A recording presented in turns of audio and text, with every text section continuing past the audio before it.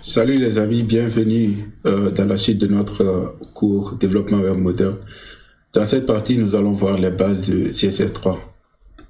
Alors avant de commencer, ce cours est pour des débutants absolus. Donc nous allons voir les notions de base de CSS3 avant de continuer avec les projets pratiques. Donc le cours est la continuité de notre premier cours sur les bases de HTML. Donc, nous n'allons pas aborder certaines notions avancées dans cette vidéo. Nous allons pas voir les notions de flexbox et d'animation. Nous allons faire des vidéos séparées pour ces notions-là. Alors, c'est quoi le CSS? Le CSS en anglais, c'est Cascading Style Sheet. Donc, CSS. En français, ça va nous donner Infaded Style. Donc, Infaded Style, c'est tout simplement un fichier que nous allons intégrer avec notre page HTML et qui va nous permettre de donner des styles à notre page HTML. Donc le CSS en tant que tel n'est pas un langage de programmation. Donc c'est juste un fichier avec une syntaxe bien déterminée qui va nous permettre de donner de la vie à notre page HTML, d'ajouter de la couleur, du positionnement, des trucs de ce genre. Donc le CSS est utilisé généralement pour styliser les pages HTML. Une page HTML sans CSS, en fait, c'est quelque chose qui n'est pas du tout joli. Il n'y a pas de couleur, il n'y a pas de positionnement et tout ça. Dans la première partie, quand on a vu les balises et les bases HTML, vous avez vu qu'on a seulement mis on a mis le contenu sans CSS et c'était pas du tout joli. Donc là, on va voir comment utiliser les CSS pour donner de la vie à notre page. Alors, quels sont les outils pour créer une feuille de style? C'est les mêmes outils qu'on va utiliser, c'est les mêmes outils que le HTML. On a juste besoin d'un éditeur de texte et d'un navigateur web. Donc pour l'éditeur, on va utiliser ici Visual Studio Code. Donc c'est un très bon éditeur et gratuit. Donc vous êtes libre d'utiliser notre éditeur, mais dans ce cours, on va utiliser le Visual Studio Code. Donc pour le navigateur, on va utiliser ici le Google Chrome, mais vous êtes aussi libre d'utiliser d'autres navigateurs comme Firefox, Safari et tout ça. Alors là, on a un exemple. En haut, on a une page sans HTML et en bas, on a la même page stylisée, stylisée avec le CSS.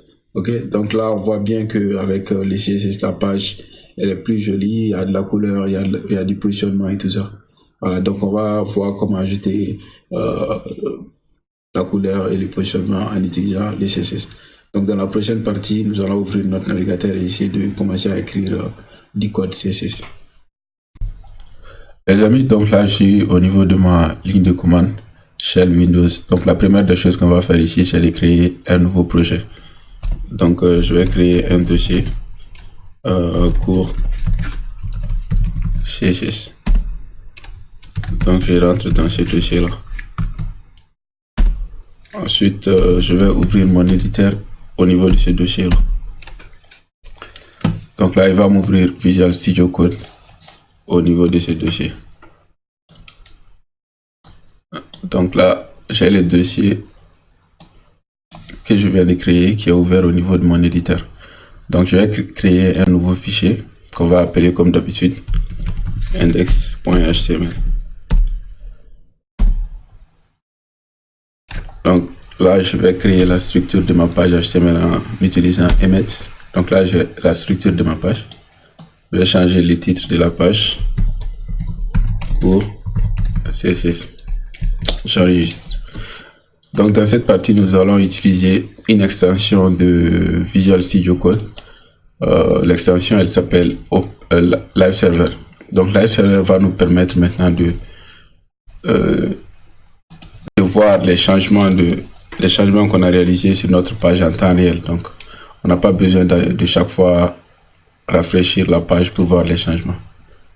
Donc là, je vais positionner ici cette fenêtre et celle-là.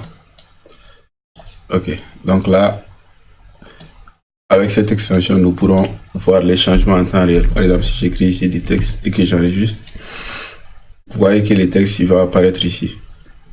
Donc si je change quelque chose ici et que j'enregistre, la même chose. Donc si vous voulez avoir cette extension, il s'agit de venir ici. C'est une extension de Visual Studio. Je ne sais pas si elle est présente au niveau de Sublime et les autres éditeurs, mais sur Visual Studio, vous venez ici. vous tapez ici live server. Live server et vous allez avoir cette extension là. Donc quand vous l'installez, vous pouvez directement venir au niveau de votre fichier.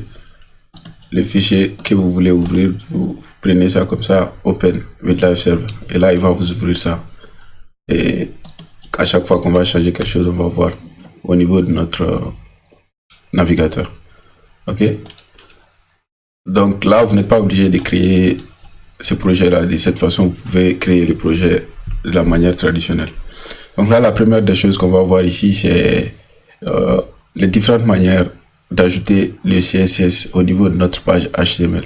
Donc il existe 3 différentes manières. La première option, c'est d'écrire notre CSS au niveau d'une balise dédiée qu'on va appeler ici, le nom de la balise c'est style. Okay? Donc là, cette balise, elle doit être située au niveau de head. Donc là, dans la partie HTML, on a vu que la balise head, elle contient des informations et tout ce qui concerne des trucs par rapport à notre page, mais tout ce qu'on va écrire ici ne va pas sortir au niveau de notre document. Donc c'est au niveau de body, tout ce qu'on va mettre au niveau de body qui va apparaître au niveau de notre document. Donc ici on a une balise dédiée style qui peut prendre du code CSS. Donc là on va essayer, par exemple ici, essayons de changer le background de la page. Ici par exemple je vais dire body, je vais sélectionner le corps du document. Ok, j'ouvre les brackets, je sais pas comment on appelle ça en français en tout cas. Donc là je vais prendre background et je donne ça red. Ok, là on voit que le background de la page va se changer en rouge. Ok, donc là tout ce que j'écris ici, ça va apparaître ici. Donc si on peut changer ça en noir. Ici black. Ok, donc on voit que le background se change en couleur noire. Donc là, ça c'est la première option. La seconde option maintenant, c'est d'écrire le code CSS directement au niveau de la balise. Donc là, je vais enlever le code qu'on vient d'écrire, sauvegarder encore. Et là, je vois que les changements s'apparaissent. La page, elle revient à la couleur normale, la couleur blanche. Donc là, la deuxième méthode, c'est de venir au niveau de la balise elle-même. Donc au niveau de la balise, on a un attribut appelé style. Ok, donc là on a l'attribut et à l'intérieur de ces deux guillemets, je sais pas, à l'intérieur de ces deux guillemets, on va écrire notre code CSS. Donc là je vais réécrire le même code. Je vais dire ici background. Donc background ici, il va prendre comme d'habitude red. Donc là quand j'enregistre, on voit que la couleur elle va changer encore en rouge. Ok, on peut changer encore en green pour voir green, donc la couleur verte. Donc là encore j'ai la couleur de la page qui se change en green. Donc ça c'est les deux premières méthodes. La première c'est de mettre au niveau des head, la seconde c'est de mettre au niveau des styles. Mais ces deux méthodes ne sont pas conseillées, c'est pas des bonnes méthodes parce qu'elles ne vont pas nous favoriser quand on va avoir des grandes pages, des grands projets. Donc on ne pourra pas mettre le CSS de cette façon. Donc la solution c'est de créer un fichier séparé, un fichier CSS, et maintenant de mettre tout notre code CSS au niveau de ces fichiers et de lier ces fichiers là à notre fichier HTML. Donc comment on va faire ça? Maintenant je vais créer un fichier qu'on va appeler ici par exemple main.css. ok, donc main c'est comme principal, quelque chose comme ça. Donc là je suis au niveau de ces fichiers là. Ok, donc là la première des choses qu'on va faire c'est de lier ces fichiers CSS à notre fichier HTML. Donc comment on va faire ça ici? On vient ici au niveau des head, on a encore une balise dédiée. Donc le nom de cette balise c'est link. Ok, donc link, ici on a un attribut ref pour lui dire de quel type de truc il s'agit. Donc ici il s'agit d'une feuille de style, donc style sheet. Donc ensuite le deuxième attribut c'est href. Donc href, nous allons donner maintenant nous allons donner le fichier qu'on va maintenant relier. Donc ici il s'agit de main.css. Donc le main.css se trouve dans le même dossier, que index.html. Donc ici, quand on écrit ici directement le nom, on va relier. Mais souvent, quand il y a des gens qui préfèrent mettre des CSS dans un dossier spécial ou quelque part autre. Donc il s'agit de mettre le bon path, c'est-à-dire le bon chemin d'accès. Donc quand ce main.css est au niveau d'un autre dossier, il faut faire attention avec le chemin. Ok. Donc là, on a relié notre fichier CSS à notre fichier HTML. Donc ce qu'on va faire, la première des choses, on va changer encore le background pour voir. Donc ici, par exemple, j'ai encore le même truc, background. Donc là, ok, body background red, href main.css. What the heck, that shit, href link.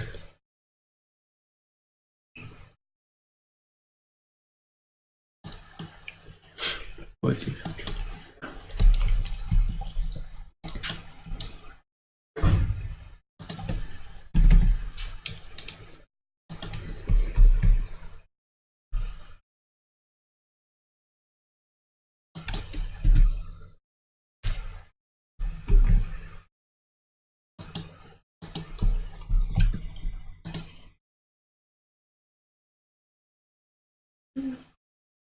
Oh, ici, j'ai un problème réel. Ok. Donc là, j'ai relié mon fichier CSS à mon fichier HTML. Donc là, vous venez, à chaque fois qu'on fait un changement ici, on voit que ça apparaît. Ça apparaît de l'autre côté, ok? Voilà. Donc là, dans la prochaine partie, nous allons voir un peu, étudier un peu la syntaxe de CSS. Alors, la syntaxe de CSS est très simple. Donc c'est pour cela que je disais que c'est pas un langage de programmation. Donc tout ce qu'il faut savoir, c'est qu'il y a trois trucs très importants. Il s'agit d'un sélecteur, de la propriété et maintenant de la valeur. Donc dans la partie précédente, nous avons sélectionné ici le body. Ensuite, on a pris la propriété background et on l'a donné une valeur qui était la couleur rouge, noir et tout ça. Donc maintenant, tout au niveau des CSS se structure à partir de cette syntaxe-là. C'est-à-dire, on sélectionne l'élément, on prend la propriété qu'on veut changer et on lui donne une valeur. Ok.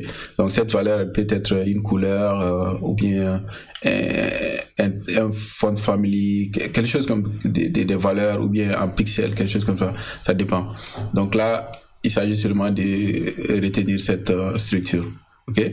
Donc là, dans la partie suivante, nous allons pratiquer, nous allons essayer de voir différents sélecteurs, différentes manières de sélectionner, différentes manières de changer les trucs. Et là, tout va être clair.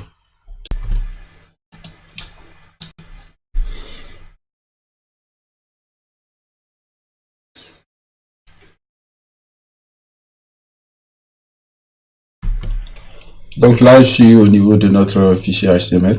Donc la première des choses qu'on va voir ici, c'est comment donner du style au texte. Donc là, je vais mettre un HT.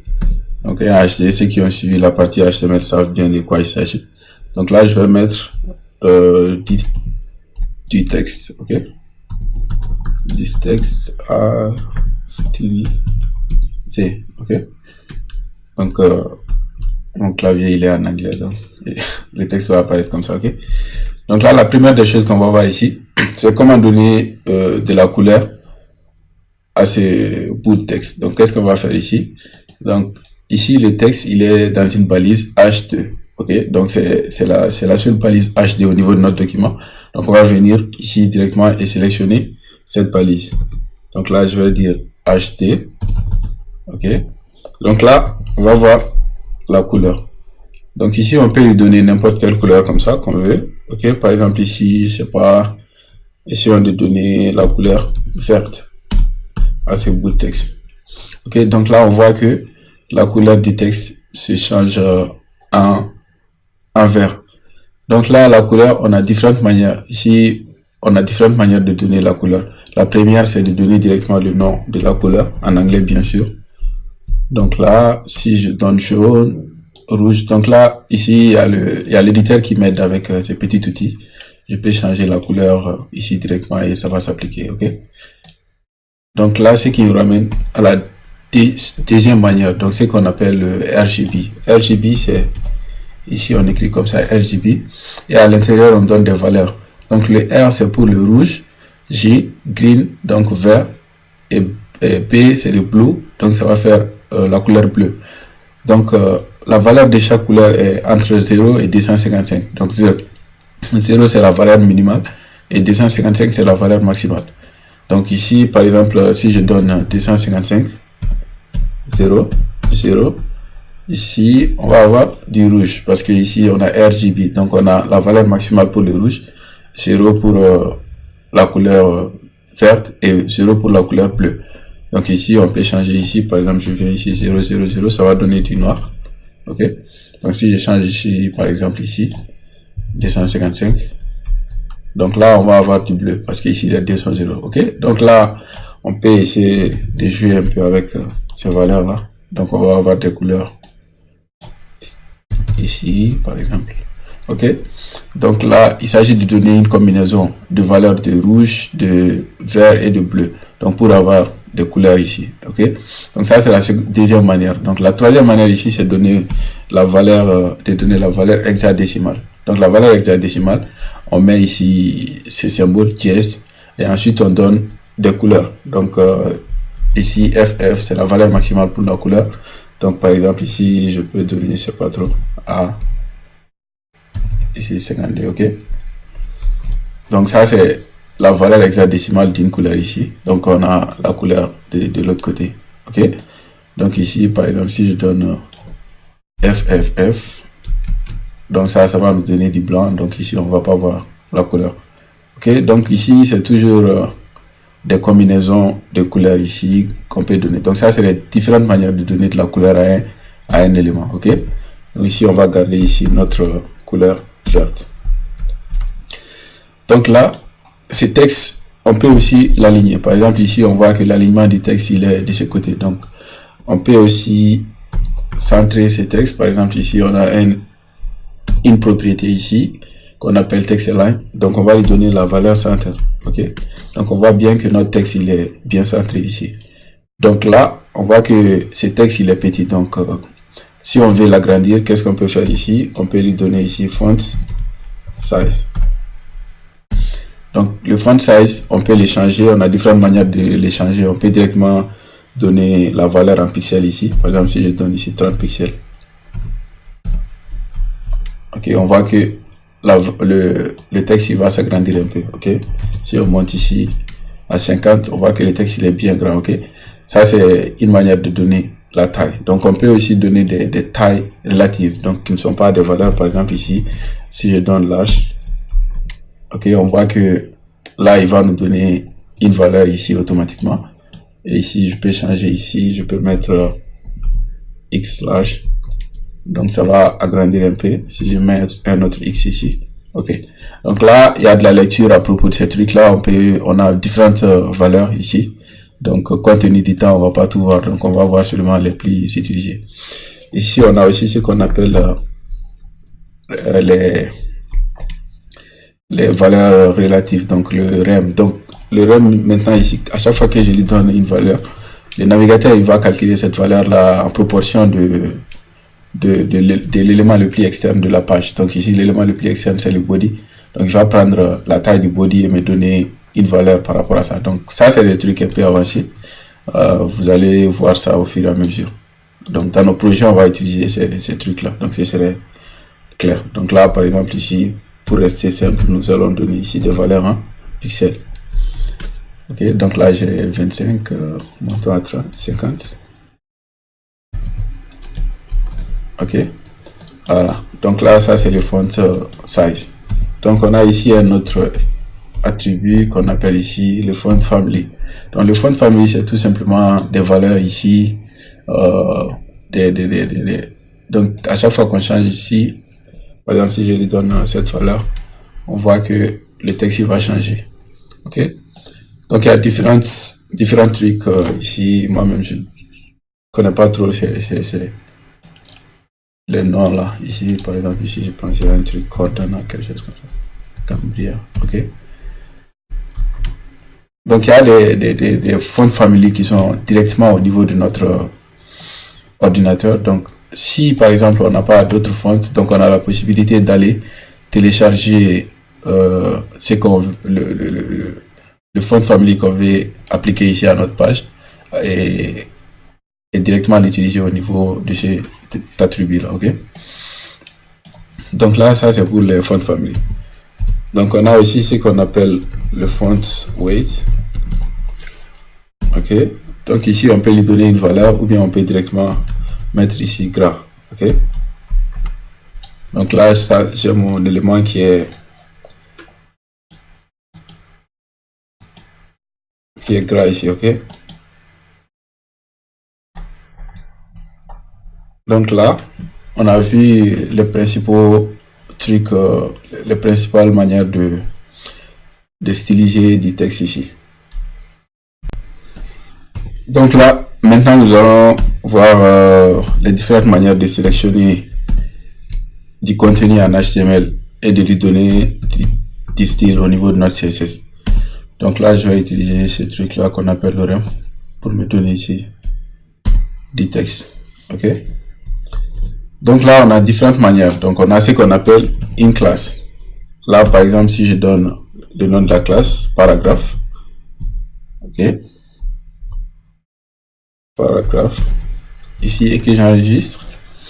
Donc ici, on a donné le nom, ici, classe, paragraphe. Donc on va venir ici, au niveau des CSS. Si on veut changer, on veut donner du style à ce paragraphe ici, on peut l'appeler, on va pas dire ici P, parce qu'on a différents paragraphes ici. Par exemple, je vais copier celui-là. Ok. Donc là, je pense, on va voir maintenant d'abord les ID. Donc là, je lui donne ici un ID. Et celui-là aussi, un ID. Donc je vais venir ici, para 1. Ici, para 2. Et j'enregistre, ok. Donc là, on a deux différents paragraphes. Donc là, si je viens au niveau de mon CSS et que je vais cibler le premier paragraphe, donc vu qu'on a donné l'ID, donc si on veut cibler un ID au niveau de notre CSS, on va venir ici, on met un JS ici et je mets ici para 1, ok. Donc ici, si je mets par exemple, essayons de lui donner un background, ici, essayons de lui donner un background rouge. Donc j'ai mon paragraphe, mon premier paragraphe qui a un background rouge. Donc si je viens ici au niveau de notre CSS, maintenant je vais cibler le deuxième paragraphe. Donc je lui donne un background vert par exemple. Donc là j'ai le background et je lui donne la couleur verte. Ok, donc là j'ai ciblé les deux paragraphes. Donc généralement ici il s'agit d'un paragraphe, mais on a utilisé les ID.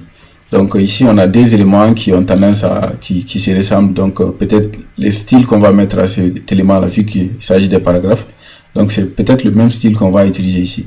Donc le ID généralement on l'utilise quand il s'agit d'un élément unique au niveau de notre page. Donc un élément unique qu'on va pas avoir, dont on va pas avoir une répétition, donc on va lui donner un ID. Mais ici on a un élément, deux éléments qui sont presque pareils et peut-être les styles qu'on va appliquer à ces deux éléments sont presque les mêmes. Donc ici, on peut tout simplement enlever ici les deux. Donc, seulement retenir para, mais cette fois-ci, on va utiliser un autre sélecteur qu'on appelle la classe. Donc, on va lui donner une classe ici.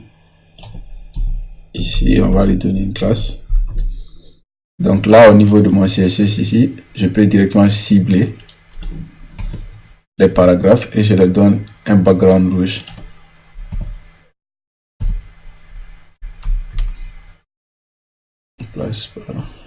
Là ici, pour cibler la classe, on va prendre un point. Donc pour cibler une classe, on va écrire ici point, maintenant le nom de la classe et mettre maintenant le contenu à l'intérieur. Ok. Donc là maintenant, nous avons vu comment cibler des classes et tout ça. Donc ici, on va essayer de créer une liste et de styliser ici maintenant cette liste. Ok. Donc là, dans la partie HTML, on a vu que pour créer une liste, on a besoin ici d'ouvrir un UL. Ensuite, ici, on va donner des LI. LI. Ok. On va dire ici élément 1. Donc ici, on va essayer de prendre ces éléments. Ici, on charge ici élément 2, élément 3, élément 4 et ici élément 5. Donc les éléments de notre liste vont apparaître ici. Donc nous allons essayer de donner du style ici à notre liste. Ok. Donc là, les listes, vous voyez que quand on crée les listes, déjà on a un petit problème. Ce problème ici, élément, on a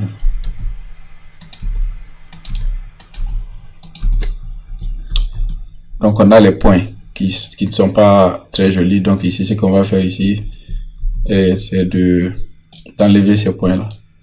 Donc ici, vu qu'on a que, on peut ici venir ici, list style, non. Ok, donc on a les éléments qui vont disparaître. Donc si on veut donner ici par exemple une bordure à notre liste, on cible maintenant l'élément IL. Donc on peut donner ici ce qu'on appelle ici border ici par exemple. Donc on va lui donner des pixels solides blue ici par exemple. Donc on a ici une bordure au niveau de notre ligne. Ok. Donc maintenant on a ce qu'on appelle le padding et le margin. Donc c'est seulement la marge et l'autre élément, le padding. Donc le padding ici, vous voyez ici que le premier élément ici de la liste, à l'intérieur de notre liste, on voit que ça colle un peu avec la bordure. Ok. Donc là maintenant on va lui donner par exemple ici un padding. On va lui donner un padding de 10 pixels. Et on enregistre. Donc on voit qu'on n'a plus ce problème. On voit que l'élément va rentrer maintenant à l'intérieur de notre... Donc ça va pas trop coller. Si on ajoute ici par exemple à 20. Ok, donc on voit bien que les éléments ils sont bien à l'intérieur. Donc on voit que notre liste, le bloc de liste ici est positionné maintenant par rapport à ces deux paragraphes là. Donc si on veut ajouter une marge au niveau de cet élément, donc on peut ici la margin top, donc ça veut dire la marge en haut. Donc je vais lui donner ici 25 pixels, d'accord. Donc ici on voit que l'élément il va créer de la marge par rapport à la haut. Si j'ajoute ici, donc on voit que ça s'ajoute. Si je mets ici ça, donc on voit que il va me créer plus de marge par rapport à l'élément d'en haut. Ok. Donc là, maintenant, nous avons vu comment styliser une ligne et comment donner de la marge à notre élément ici. Donc, le prochain truc qu'on va voir ici, c'est ce qu'on appelle le positionnement. Donc, le positionnement ici, pour démontrer le positionnement, nous allons créer ici un élément, un div. Donc, c'est div ici. Par exemple, ici, c'est div, nous allons lui donner un ID. Ok, disons ici grand rectangle. Ok, donc à l'intérieur de notre grand rectangle, on va mettre ici un autre div. Donc, c'est div, on va lui donner ID. Ici, on va lui donner petit rectangle. Ok. Donc au niveau de notre CSS, on va aller donner du style ici. Donc mon grand rectangle ici, je vais dire de lui donner une largeur de 500 pixels pour une longueur de 250 pixels.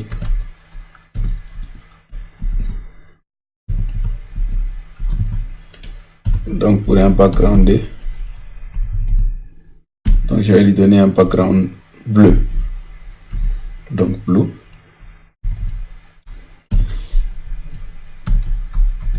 Ok, donc là j'ai mon grand rectangle. Ici, je vais maintenant cibler le petit rectangle.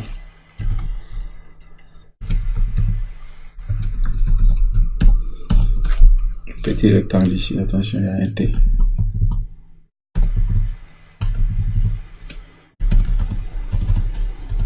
Donc là, je vais lui donner une largeur de, disons, 250 pixels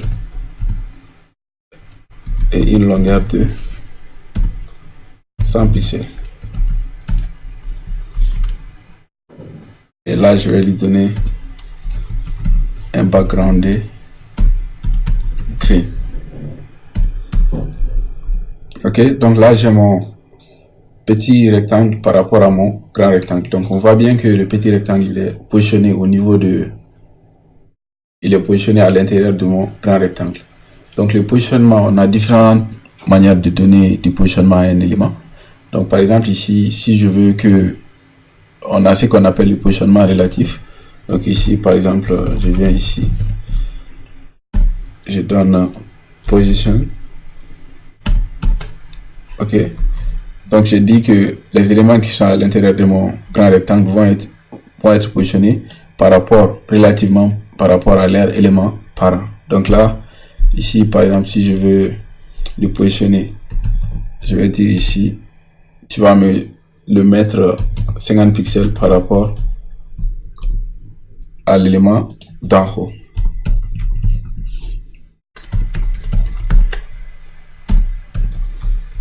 Ok, donc là on voit qu'il va descendre ici, il va se mettre ici. Donc si je veux changer maintenant par rapport à la droite, donc je vais dire ici right.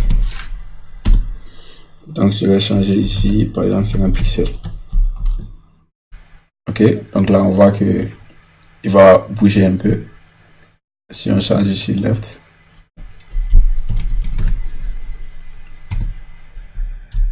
Ok, donc on voit qu'on peut positionner l'élément par rapport à son parent. Ok, donc ensuite on a ce qu'on appelle le positionnement absolu. Donc là je vais venir ici au niveau de mon petit rectangle, je vais dire position. Ici si je lui donne absolu, donc là maintenant il est positionné absolument par rapport à la page. Donc ici par exemple je vais lui donner ici disons top 50 pixels. Ok, donc là on voit que l'élément il va sortir ici, il va être positionné à 50 pixels de hauteur, c'est-à-dire il va se positionner à 50 pixels du haut de la page. Ici on peut changer ici, par exemple on peut mettre 100. Ok, donc là on voit cet élément qui va se positionner ici. Ok, donc là on a ce qu'on appelle la position fixe. Donc là la position fixe, pour démontrer ça, essayons de donner ici, on va mettre ici un div,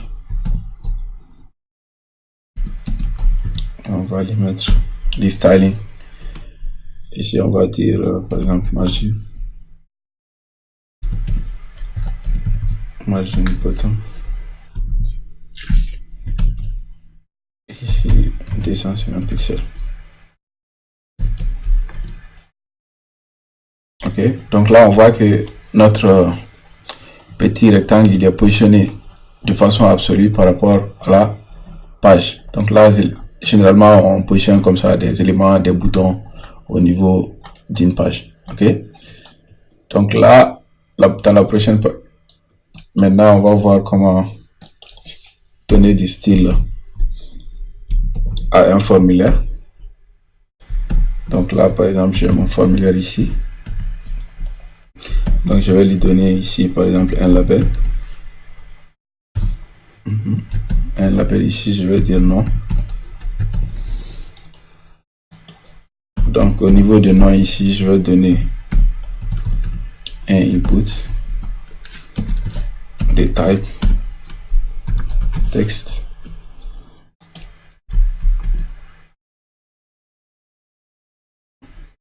Ok. D'abord, on va enlever cet élément-là. Ok, donc là, j'ai mon nom. On va faire une copie de ce truc-là ici. Donc, on va dire ici prénom. C'est la même chose ici. Ensuite, on va donner encore un autre label. Donc, on va donner ici message. Et on va lui donner ici un texte arrière. Ok, donc là, on a ici les éléments de notre formulaire. Donc, les formulaires, généralement, c'est des trucs qui ne sont pas... À défaut, c'est pas joli à voir. Donc, nous allons essayer de donner du style pour essayer d'améliorer ici notre formulaire et de rendre ça plus joli. Margin.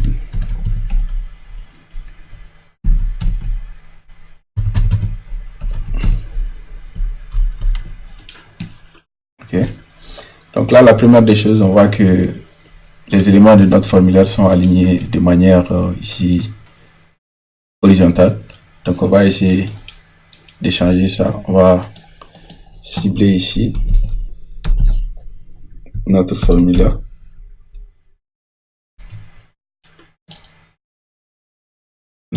On va cibler ici les inputs, les labels.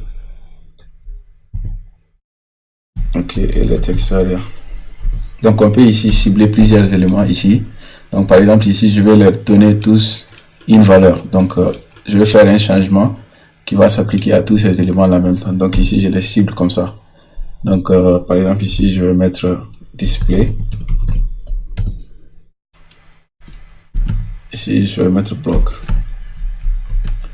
Donc là, ça va nous permettre de mettre, d'aligner nos éléments de manière verticale ici. Ok. Donc là, je vais donner une petite marge à mon formulaire ici. Donc je vais lui donner une marge. Donc je vais dire ici margin, par exemple 50 pixels. Ok. Donc là, on voit que c'est pas collé à cette partie là. Ensuite, je vais donner une marge ici en bas pour ces éléments là ici. Par exemple, je vais donner 25 pixels. Donc là, j'ai une petite marge ici. Ok. Donc là, pour les inputs, input ici, je vais lui donner une largeur de 50% ici. Ok. Et une hauteur ici, on va améliorer un peu la hauteur. Une hauteur de, disons, 25 pixels ici pour voir. Ok, donc là c'est pas mal. Donc les labels ici, on va leur... Nous allons agrandir un peu les labels. Ok, donc là j'ai font width bold. Ok, donc là nous voyons que le formulaire va apparaître un peu plus présentable ici. Donc le texte area ici, on va lui donner ici, on va l'agrandir un peu. Donc 8, la même chose ici, 50%. Et la hauteur et 200 pixels. Donc ici on a bien donné du styling ici à notre texte. Ok les gars, je crois qu'on va arrêter ici. Les cours pour voir les bases des trucs, c'est pas du tout évident parce qu'on n'a pas le temps de tout voir et on va seulement voir quelques éléments ici. Donc, dans les prochaines vidéos, nous allons prendre des projets pratiques qu'on va essayer de faire de pas à pas. Je pense que c'est mieux d'apprendre en créant des trucs. Voilà, donc ici, on va arrêter ces cours-là ici. Donc, à la prochaine.